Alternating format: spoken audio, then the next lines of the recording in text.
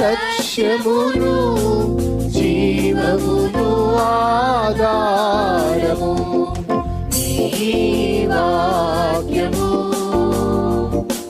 నా త్రోవకు.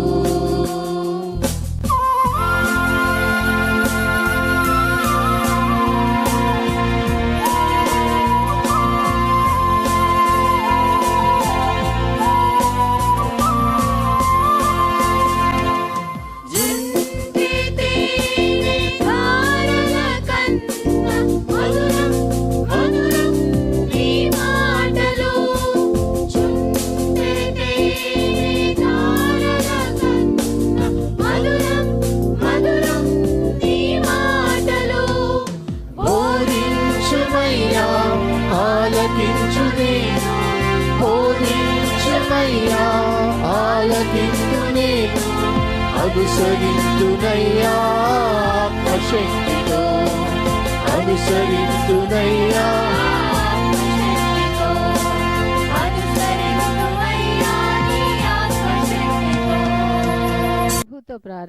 ప్రభుతో ప్రారంభం అనే ఆధ్యాత్మిక అనుదిన ప్రార్థనా కార్యక్రమానికి ప్రేమతో మిమ్మల్ని ఆహ్వానిస్తూ ఉన్నాం. మన జీవితానికి ఆదియు ఆధారమునైనటువంటి ఆ దేవుణ్ణి మొదట మరణించుకున్నట్లయితే ఆ దినమంతయు ఆయన కృపాక్షేమములే మన వెంట వచ్చును.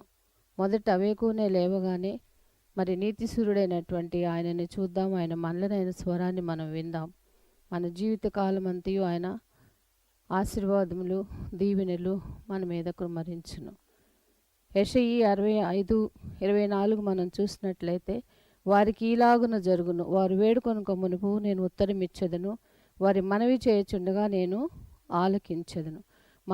మనవి చేయుచుండగానే ఆయన మన మనవిని ఆలకిస్తున్నాడు. కాబట్టి మరి ప్రతి దినము కూడా ఈ యొక్క అనుదిన ఆధ్యాత్మిక కార్యక్రమంలో మనం పాల్గొన్నట్లయితే మన జీవిత కాలం అంతయు కూడా ఆయన మేలులను మనం పొందుకోగలం, ఆ నిత్యరాజ్యంలో వారసులుగా మనము జీవించగలం. రండి, ప్రభుతో ప్రారంభం కార్యక్రమంలో పాల్గొనండి, ఆత్మీయ మేలులు పొందండి. దేవుడు మిమ్మల్ని దీవించండి. క్రీస్తునందు ప్రియమైన దేవుని బిడ్డలారా, మరి కొన్ని పరిస్థితులను బట్టి డైలీ డివోషన్స్ ప్రభుతో ప్రారంభం అనే కార్యక్రమాన్ని 25వ కీర్తన ఆధారంగా కొనసాగించలేకపోతున్నాం. మీకు తెలుసు, గత వారం నుంచి ఈ చికెన్ గున్యా జ్వరం వల్ల సిక్ అయ్యాను. ప్రయత్నం చేశాను కానీ నా వల్ల కావడం లేదు.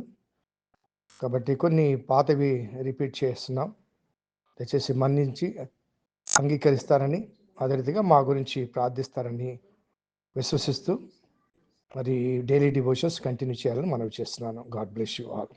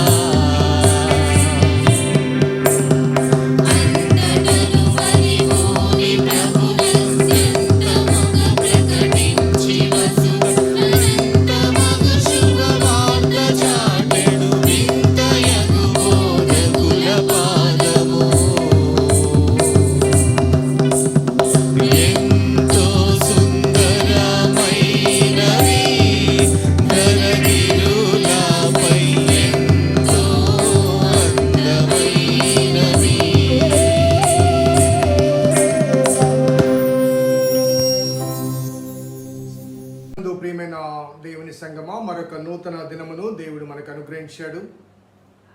ప్రభుతో ప్రారంభం, అనుదిన ధ్యానం, ఆత్మకు క్షేమం. ఈ క్షేమకరమైన సువర్తమానముల పరంపర దేవుడు మనకు అనుగ్రహించిన ఒక శ్రేష్టమైన ధ్యానమాలిక. మన జీవితాన్ని సరిపోల్చుకోవడానికి, సవరించుకోవడానికి దేవుడు అనుగ్రహించిన ఒక దివ్యమైన తరుణం.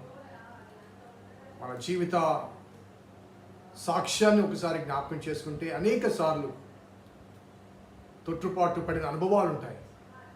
కానీ ఆ వాక్యం మనల్ని తిరిగి స్థిరపరుస్తుంది. కాబట్టి అనుదిన ధ్యానం, ఆత్మకు క్షేమం. రండి, ధ్యానపూర్వకంగా దేవుని వాక్యాన్ని పఠిస్తాం, దేవుని సన్నిధిలో ప్రార్థిద్దాం, తద్వారా దినచర్య కొనసాగింపచేద్దాం. ప్రార్థన చేద్దాం. కృపగల దేవా, దైవ తండ్రి, మీ పాదములకు స్తోత్రము చెల్లిస్తున్నాం నాయన. నీ ఉచితమైన దయా సంకల్పాన్ని బట్టి మమ్మల్ని ప్రేమించి ప్రోత్సహించి అనుగ్రహిస్తున్న దీవెనకరనవ మాటలు బట్టి స్తుతులు చెల్లిస్తున్నాం. నీ భక్తుని జీవిత సాక్ష్యాన్ని జ్ఞాపకం చేసుకుంటూ అవి మా జీవితాలకు సాదృశ్యాలుగా ఉండగలిగినట్లుగా మీరు మాతో మాట్లాడుతున్నారని భావిస్తూ వాటికి అనుగుణంగా మా జీవితాలు మలుచుకోవటానికి, మార్చుకోవటానికి మీ కృప దయచేయమని మా రక్షకుడైన యేసు నామమున అడిగి వేడుకొంచున్నాం తండ్రి, ఆమేన్. స్నేహితులారా, నేటి కొరకు ఏర్పాటు చేయబడిన లేఖన భాగము దావీదు కీర్తన 51వ కీర్తన మొదటి వచనంలోని 2వ భాగం. నీ వాత్సల్య బాహుల్యము చొప్పున నా అతిక్రమములు తుడిచివేయము. అలాగే 2 వచనం కూడా మనం గమనిస్తే, నా దోషం పోవునట్లుగా నన్ను బాగుగా కడుగుము, నా పాపం పోవునట్లు నన్ను పవిత్రపరచు. స్నేహితులారా, నిన్నటి దినము ఈ 51వ కీర్తనలోని మొదటి మాటను ధ్యానం చేశాం. అకార్డింగ్ టు దై లవింగ్ కైండ్నెస్ అనే మాట వాడుతూ, నా యోగ్యతను బట్టి కాదు ప్రభువా, నీ కృపను బట్టి నన్ను కరుణించుము అంటూ ప్రారంభించాం. ఆ మాటకు కొనసాగింపుగా నీ వాత్సల్య బాహుల్యము చొప్పున అనే మాట వాడతాం. నిజంగా బహుశా తెలుగులో ఇటువంటి పదాలు ఎక్కడా మనకు కనిపించవు. నేటి తెలుగు వాంగ్మయంలో, బహుశా పూర్వకాలపు వాంగ్మయంలో ఉన్నాయేమో, కానీ వాత్సల్య బాహుల్యము చొప్పున ఆ మాటను ఒకసారి మనము హీబ్రూ భాషలో ఏ పదము వాడబడిందో చూస్తే రఖామ్ అనే మాట. రఖామ్ అనే మాట, ఆ రఖామ్ అనే మాట యొక్క అర్థం ఏంటంటే your tender mercies. Your tender mercies, నీ వాత్సల్యము. మనకు తెలుసు కానీ వాత్సల్య బాహుల్యము అనగా వర్ణించలేని, లెక్కించలేని నీ వాత్సల్యతను బట్టి, లేకపోతే వివరించలేని నీ వాత్సల్యత బట్టి, లేకపోతే ఎన్నిక చేయలేని అనగా లెక్కించలేని అటువంటి నీ వాత్సల్యత బట్టి, అనగా దేవుని వాత్సల్యతను మనము వర్ణించ వీలు లేదు, లెక్కించ సాధ్యం కాదు. మన పట్ల దేవుడు తన వాత్సల్యాన్ని ఎలా చూపుతున్నాడో అంతటి వాత్సల్యానికి మనం యోగ్యులమా? ఒక తండ్రి తన బిడ్డల మీద, లేకపోతే ఒక తల్లి తన బిడ్డల మీద వాత్సల్యత చూపుతూ ఉందంటే దానికి ఒక రీజన్ ఉంటుంది, ఒక రీజన్ ఉంటుంది. సో వారు అనగా తాము జన్మనిచ్చిన బిడ్డలు కానీ ఆ మమకారము కానీ, ఆ వాత్సల్యత కానీ, సో దట్ రిలేషన్షిప్ వారు తప్పు చేసినప్పటికీ కూడా ఆ తల్లి తండ్రి కొన్నిసార్లు పోనీయండియా, వాడి పాపన వాడు పోతాడు, దయచేసి వాడిని ఏమనబాకండి అయ్యా అంటుంటారు. వాడిని ఏమనబాకండి అయ్యా. సో ఇలా మనము కంపేర్ చేసుకుంటే దేవుని వాత్సల్యత అంతకు కొన్ని వేల రెట్లని, వాటిని వర్ణించ వీలు లేదు. ఎందుకంటే ఎన్నిసార్లు మన జీవిత అనుభవాల్లో దారి తప్పిన అనుభవాలు, దేవుని గాయపరిచిన అనుభవాలు, ఆయన హృదయాన్ని బాధపరిచిన అనుభవాలు మన జీవితాల్లో ఉన్నాయి. కాబట్టి నీ కృప చొప్పున నన్ను కరుణించమంటూ నీ వాత్సల్య బాహుల్యము చొప్పున, నీ వాత్సల్య బాహుల్యము చొప్పున అనే మాటను అక్కడ వాడుతున్నాడు. నీ వాత్సల్య బాహుల్యము చొప్పున నా అతిక్రమములు తుడిచివేయము. ఇంగ్లీష్ భాషలో మాట్లాడితే బ్లాట్ అవుట్ మై ట్రాన్స్గ్రెషన్స్ అనే మాటలు వాడతారు. అతిక్రమం అంటే అర్థం ఏంటండి? అతిక్రమించుట అనగా దేవుని ఆజ్ఞను అతిక్రమించుట. సో ఆజ్ఞను అతిక్రమిస్తే ఏం జరుగుతుంది? కొత్త నిబంధనలో ఏమని రాయబడింది? ఆజ్ఞాతిక్రమమే పాపము, పాపం వల్ల వచ్చు జీతము మరణం. కాబట్టి తన పాపము గురించి ఆ పాపం అనే ఆ పదము వాడకముందు, నేను అతిక్రమించాను నీ ఆజ్ఞను, నీవు నా పట్ల చూపిన నమ్మకత్వాన్ని నేను అతిక్రమించాను, నన్ను మరి తీసుకుని వచ్చి ఈ రాజుగా ఈ సింహాసనం మీద కూర్చోబెడితే నా పట్ల చూపిన ఆ నమ్మకత్వాన్ని అతిక్రమించాను. కాబట్టి నీ వాత్సల్యం అనగా ఆ నేను చేసిన అతిక్రమము నేరనిది. ఎందుకంటే ఆజ్ఞను అతిక్రమిస్తే పాపము కదా, ఆ పాపం వల్ల వచ్చే జీతం మరణం కదా. కాబట్టి ఆ మరణం పొందకుండా అది నీ దృష్టిలో పాపముగా ఉన్నప్పటికీ ప్రభా నేను అతిక్రమించాను, నన్ను క్షమించు. ఆ క్షమించడానికి నీ వాత్సల్య బాహుల్యం అవసరం. According to your tender mercies, countless tender mercies. కాబట్టి నీ వాత్సల్య బాహుల్యము చొప్పున నా అతిక్రమం అంటే ఆజ్ఞను అతిక్రమించడం. ఇంకా ఆ పర్యాయ పదాలు మనకు వస్తే తిరుగుబాటు, రివోల్ట్. మన తల్లి తండ్రి ఏదైనా చెప్పినప్పుడు దానికి ఎదురు తిరుగుతాం కదండి, వారు చెప్పిన మాట మనకు అంగీకారంగా ఉండదు కాబట్టి ఎదురు తిరుగుతాం. సో అతిక్రమం అంటే ఆజ్ఞను అతిక్రమించడం, తిరుగుబాటు, లేకపోతే ఎదురు తిరగడం. ఇంకా మాట్లాడితే క్రాసింగ్ ద బార్డర్స్. దేవుడు ఒక గీత గీశాడు, ఈ గీత ఈ పరిధిలోనే ఉండాలి. కాబట్టి ఆ పరిధిలో క్రమశిక్షణలో ఉండవలసిన ఆ వ్యక్తి ఆ క్రమాన్ని తప్పినప్పుడు అది అక్రమం అవుతుంది. అది అక్రమం అయింది ఎందుకంటే నేను అతిక్రమించాను కాబట్టి. సో నా అతిక్రమాన్ని క్షమించబడాలి అంటే సాధారణంగా క్షమాపణ నేను పొందలేను. కాబట్టి నీ వాత్సల్య బాహుల్యము చొప్పున నా అతిక్రమమును మరి తుడిచివేయము. బ్లాట్ అవుట్ అంటాడు, తుడిచివేయము. సో ఎరేస్ చేయడం. మనం పెన్సిల్తో రాసినప్పుడు ఒకవేళ పొరపాట్లను రాస్తే ఎరేస్ చేస్తాం కదండి. ఎరేస్ చేసినది మళ్ళీ అది కనిపించదు. కాబట్టి ఇక్కడ మొట్టమొదటి తాను వాడిన పదం అంటే తుడిచివేయి ప్రభువా, తుడిచివేయి. దాని కొనసాగింపుగా రెండవ మాట ఏంటంటే నా దోషం పోవునట్లుగా నన్ను బాగుగా కడుగుము అంటాడు. మొదట ట్రాన్స్గ్రెషన్ అనే మాట వాడతాడు, బ్లాట్ అవుట్ మై ట్రాన్స్గ్రెషన్స్ అనే పదం వాడతాడు. రెండవది నా దోషం అనగా అఫెన్స్, నా నేరం. సో నా అఫెన్స్ నువ్వు ఏం చేయాలంటే కడిగి వేయమంటాడు. తుడిచివేయము, కడిగి వేయము. మూడవ పదాన్ని మనం గమనిస్తే ఇక్కడ రాయబడ్డ మాట నా పాపము పోవునట్లు నన్ను పవిత్రపరచుము. నా పాపం పోవునట్లుగా నన్ను పవిత్రపరచు. ఇక్కడ మూడవసారి వాడబడ్డ పదము మై ఫాల్ట్, లేకపోతే మా ఇన్క్విటీ, మై సిన్ అనే పదం వాడుతూ మై గిల్ట్ అనే పర్యాయ పదాలు వాడబడ్డాయి. సో నా పాపమును పోవునట్లుగా నన్ను పవిత్రపరచు అనగా క్లీన్ ఆర్ బ్రైట్నెస్ అనే పదాలు వాడబడ్డాయి. కాబట్టి మూడు అనగా తాను చేసిన ఆ బత్సబా విషయంలో తాను చేసిన ఆ విషయాన్ని తెలియచేస్తూ నా అతిక్రమాన్ని నువ్వు తుడిచివేయాలి, అదే రీతిగా నా పాపము పోవునట్లుగా నన్ను పవిత్రపరచాలి, నా దోషము నువ్వు కడిగి వేయాలి, తుడిచివేయాలి, కడిగి వేయాలి, పవిత్రపరచాలి. ఒక ఎగ్జాంపుల్ నేను చెప్తాను, అది రిలేటివ్ కాదో నాకు తెలియదుగా, ఒక ఎగ్జాంపుల్ చెప్తాను. కొన్నిసార్లు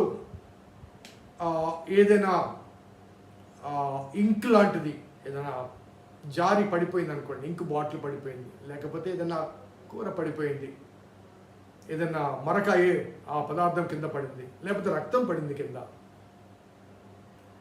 సో మొట్టమొదట మనం ఏం చేస్తామంటే ఆ మరకను తుడిచివేస్తాం, కనబడకుండా ఉండాలి. ఆ మరకను తుడిచిన తర్వాత ఏం చేస్తామంటే ఆ కడిగి వేస్తాం. తర్వాత మాపు తీసుకొని గుడ్డతోని లేకపోతే నీళ్ళతో కడిగి వేస్తాం. మొదట తుడిచి వేస్తాం, ఆ మరక సంబంధించిన ఆ అంశం లేకుండా ఉంటా తుడిచి వేస్తాం. ఆ తర్వాత కడిగి వేస్తాం. ఆ తర్వాత మరి పవిత్రపరచడానికి షైనింగ్ అండ్ బ్రైట్నెస్ అనే మాట వాడు. అనగా మరలా యథావిధిగా నార్మల్గా ఉన్నట్లుగా దాని మీద ఆ బ్రైట్నెస్ కోసం, ఆ షైనింగ్ కోసం. మన వస్త్రాల మీద కూడా కొన్ని మరకలు పడ్డప్పుడు అదే చేస్తాం కదండి. ఒక కాఫీ కానీ టీ కానీ పడగానే మొదట ఇమ్మీడియట్గా తుడుచుకుంటాం, ఆ తర్వాత ఉతుకుతాం. ఆ మరక కనిపించకుండా ఉండటానికి దానికి కావాల్సిన లిక్విడ్స్ ఏవో వేసి బ్రైట్నెస్ తెచ్చుకుంటాం. సో ఈ మూడు పదాలు వాడతాడు ఇక్కడ. ఈ మూడు పదాలు వాడుతూ వీటి కొనసాగింపుగా మరలా 6, 7, 8 3, 4 క్షమించండి, మరలా 7, 8 వచనాలు మనం గమనిస్తే 7, 8 వచనాలు. నేను పవిత్రుడనగునట్లుగా హిస్సోపుతో నా పాపము పరిహరించుము, హిమము కంటే నేను తెల్లగా ఉన్నట్లు నీవు నన్ను కడుగుము. అలాగే 9లో నా పాపములకు విముఖుడవు కమ్ము, నా దోషములన్నింటినీ తుడిచివేయము. అదే పదాలు మరలా ఇక్కడ వాడతాడు. దోషములన్నీ తుడిచివేయమంటాడు. అలాగే హిమము కంటే నేను తెల్లగా ఉన్నట్టు నీవు నన్ను కడుగుమంటాడు. హిస్సోపుతో నా పాపము పరిహరింపుమంటాడు. ద సేమ్ లాంగ్వేజ్ ఇక్కడ కూడా వాడతాడు. కాబట్టి నా దోషములు తుడిచివేయి, నా దోషములన్నిటిని తుడిచేయి. అదే రీతిగా హిమము కంటే నేను తెల్లగా ఉన్నట్లుగా నీవు నన్ను కడగాలి. సో నేను ఆ బ్రైట్నెస్లోనికి నా జీవితంలో చీకటి ప్రారంభమైంది. నా జీవితంలో అనగా తెల్లగా ఉన్న నా జీవితంలో ఒక మరక ప్రారంభమైంది, ఒక మచ్చ ప్రారంభమైంది. ఆ మచ్చ పోవాలి, ఆ మరక పోవాలి అంటే ప్రభువా మొదట నువ్వు తుడిచివేయాలి, ఆ తర్వాత నువ్వు కడగాలి, పవిత్రపరచాలి. ఆ మచ్చ పోయేంత వరకు, ఆ మరక పోయేంత వరకు, ఆ చీకటి పోయేంత వరకు. So I want the light again, the brightness again, shining again. ఆ మచ్చ పోవాలి, ఆ మరక పోవాలి. నన్ను కడుగు ప్రభువా, నన్ను పవిత్రపరచు ప్రభువా, తుడిచివేయి ప్రభువా, దోషములు అన్నింటినీ తుడిచివేయి ప్రభువా అంటూ ప్రార్థిస్తాను. సో నా దోషములు, నా పాపములు, నా అతిక్రమములు అవి అన్నీ కూడా అవి తుడిచివేయబడాలి, కడగబడాలి, పవిత్రపరచబడాలి. అక్కడ ఇంకొక మాట వాడతాడు, హిస్సోపుతో అనే మాట వాడతాడు. హిస్సోపుతో అనే మాట. ఈ హిస్సోపు గురించి కొంత మనము లోతుగా ఆలోచిస్తే నిర్గమకాండం 12వ అధ్యాయం ఒకసారి చూద్దామా.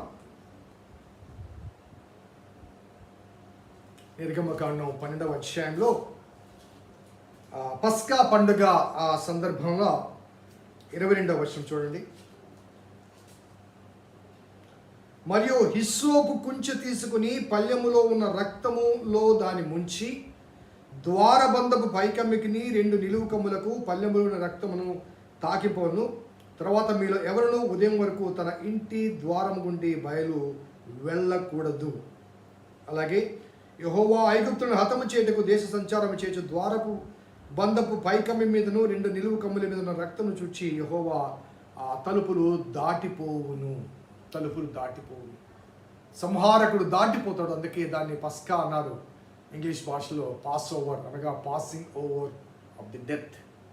మరణం దాటిపోయింది. సో ఆ రక్తాన్ని ఆ గడప కొమ్ములకు దేనితో రాశారంటే హిస్సోపు కుంచె తీసుకుని.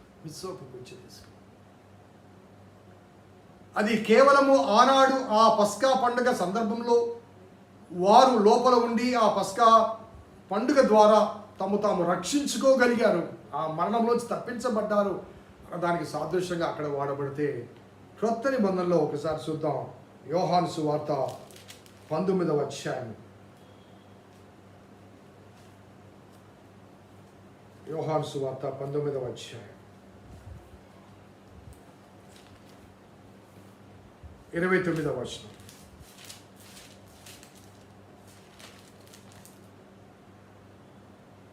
చిరకతో నిండి ఉన్న ఒక పాత్ర అక్కడ పెట్టి ఉండెను గనుక వారు ఒక స్పంజిని చిరకతో నింపి హిస్సోపు పుడకకు తగిలించి ఆయన నోటికి అందించిరి. హిస్సోపు పుడకకు తగిలించి ఆయన నోటికి అందించిరి. సో యేసుక్రీస్తు వారు చేసిన పాప పరిహారార్థ బల్యర్పణ సమయంలో కూడా ఈ హిస్సోపు పుడక కనిపిస్తుంది. అది ఒక రెల్లు లాంటిది, అది సన్నటి తీగ లాంటిది. ఆ తీగ పైకి ఒక 2 లేక 3 అడుగుల కన్నా ఎక్కువ ఎదగదు. సో స్టిఫ్నెస్ ఉండదు, లోపల లొట్టగా ఉంటుంది. అది నీటిలో ఒక స్ట్రా లాగా ఉంటుంది. అది నీటిలో ముంచి ఆ పై భాగాన్ని అందించడానికి ప్రయత్నం చేస్తారు. సిలువలో వేలాడుతున్నప్పుడు యేసుప్రభు వారికి ఆ హిస్సోపుకు ఆ కొంచెం చిరక ముంచి హిస్సోపు ఎందుకు పెట్టారంటే అది స్ట్రైట్గా ఉండదు. దాన్ని అందుకోవటానికి చేసే ప్రయత్నంలో అది ఇటు వంగుతూ ఉంటే, కిందికి వంగుతుంటే చేసే ప్రయత్నంలో ఆ గాయపడే ఆ వేలాడుతున్న వ్యక్తి ఇంకా బాధించబడతాడు, హింసించబడతాడు, ఇంకా బాధపడతాడు. ఎందుకంటే మేకులు కొట్టబడ్డాయి కాబట్టి ఆ హిస్సోపును అందుకోవటానికి తన తలను వివిధ ప్రదేశాలకు తిప్పాలి. అదేమో స్ట్రైట్గా నిటారుగా ఉండదు, ఎదురు బొంగులే నిటారుగా ఉండదు. చాలా భయంకరమైన వేదన. కాబట్టి హిస్సోపుతో నా పాపములు కడుగుము అంటాడు. స్నేహితులారా, దావీదు చేసిన ప్రార్థన, నేను పాపము చేసింది ఒక స్టేట్మెంట్ మాత్రమే 2 శామ్యూయల్ 12:13 ఉంది. కానీ ఆ స్టేట్మెంట్లో ఆ సమయంలో రాసిన ఈ కీర్తనలోని ఆయన పశ్చాత్తాపం కానీ పరితాపం కానీ చాలా స్పష్టంగా కనిపిస్తుంది. నా దోషములు, నా పాపములు, నా అతిక్రమములు తుడిచివే ప్రభా, కడిగివే ప్రభా, పవిత్రపరచు ప్రభా అంటూ చేసిన విలాప కీర్తన. మనలో ఎప్పుడన్నా ఇటువంటి విలాపం ఉందా? మనం అతిక్రమాలు చేయడం లేదా? దేవుని ఆజ్ఞను అతిక్రమించడం లేదా? దారి తప్పిన అనుభవాలు లేవా? పాపము చేయలేదా? దోషరహితులమా మనం? ఒకసారి ఆలోచిద్దాం. If you have the same confession what David had in his days, క్షమాపణ అనేది మన ఎదురుగానే ఉంటుంది. దావీదు వలె పరితాపాన్ని నీవు నేను కలిగి ఉన్నప్పుడు దేవుని క్షమాపణ అందుబాటులో ఉంటుంది. నోటి పెదవులతో కలిగిన మాటల చేత ప్రభా తప్పైపోయింది అంటూ ఒక మాట పలికి ఆ తర్వాత తిరిగి తప్పులు చేసే అనుభవాల మధ్య దావీదు చేసిన ఈ ప్రార్థన నెమరు వేసుకుని జ్ఞాపకం చేసుకుంటే ఎటువంటి పశ్చాత్తాపాన్ని, ఎందుకు దావీదు క్షమించబడ్డాడంటే అంతటి పశ్చాత్తాపాన్ని, క్షమించబడేంత పశ్చాత్తాపాన్ని దావీదు ఈ కీర్తనలో చూపించాడు. కాబట్టి మన విషయం ఎలా ఉందో ఒకసారి ఆలోచిద్దాం, ప్రార్థించేద్దాం. కృపగల దేవా, దయగల తండ్రి, మీ పాదములకు స్తోత్రము చెల్లిస్తున్నాం నాయన. నీ ఉచితమైన దయా సంకల్పాన్ని బట్టి మమ్మల్ని ప్రేమించి ప్రోత్సహించి దావీదు భక్తుని ప్రార్థన ద్వారా, ఆ విలాప గీతిక ద్వారా మా జీవితాలు కూడా ప్రభా సరిపోల్చుకోవటానికి మీరు మాతో మాట్లాడుతున్నారు ప్రభా. స్తుతులు చెల్లిస్తూ అటువంటి పరితాప హృదయం నాలో మాలో పరిపూర్ణంగా దయచేయమని వేడుకుంటూ మా రక్షకుడైన యేసు నామమున అడిగి వేడుకొంచున్నాం తండ్రి. ఆమేన్. తండ్రి, కుమార పరిశుద్ధాత్మ త్రియేక దేవుని దీవెన ఈ వాక్యం విన్న బిడ్డలకు, వాక్యాభిలాషులకు సదా తోడేయును గాక. ఆమేన్. God bless you. దేవుని దీవించును గాక.